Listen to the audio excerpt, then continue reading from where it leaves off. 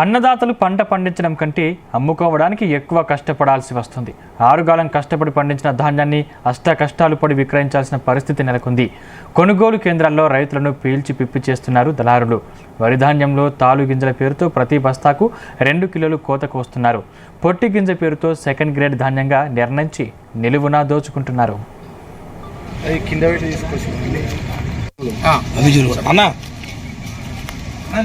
క్వింటాలకు 2.5 కిలోలు అని చెప్పచ్చు. 154 క్వింటాలు 80 కిలోలు వచ్చింది.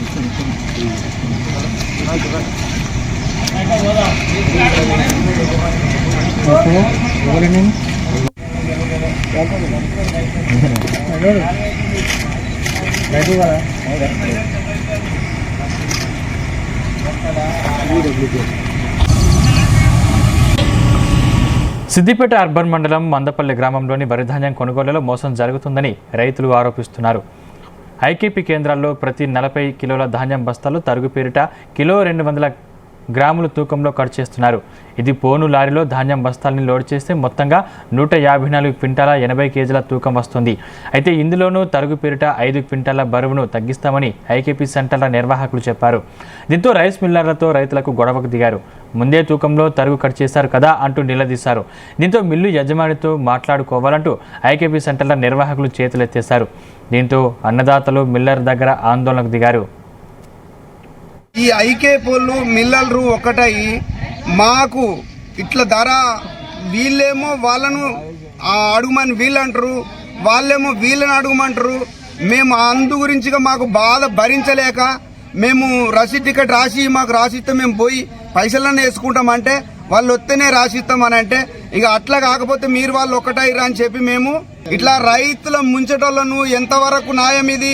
రైతు రాజ్యం అన్నారు. రైతును నాశనం చేసి రైతును బొందబెట్టే ప్రయత్నం చేస్తుర్రు. దీన్ని ఎంతవరకైనా న్యాయం జరగాలని చెప్పి పెద్దలకు నమస్కారం చేసుకు న్యాయం జరగాలి.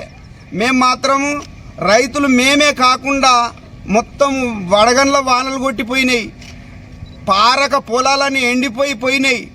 మరీ ఇబ్బందుల కొద్ది తీసుకుపోయిన పంటకు కూడా ఇంత నష్టం జరిగిస్తుర్రు, ఇడిచిపెడతలేరు. దయచేసి మాకు న్యాయం జరగాలని మేము కోరుకుంటున్నాం.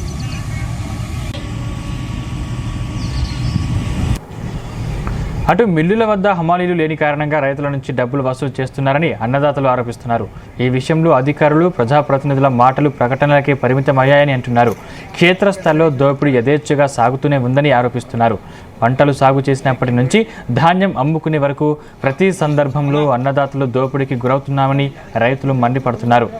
మొత్తంగా రైతుల ఆందోళనతో ఐకేపీ నిర్వాహకులు రైస్ మిల్లర్లు దిగవచ్చినట్లు సమాచారం. రైతుల తూకంలో తరుగు తీయమని చెప్పినట్లు తెలుస్తోంది.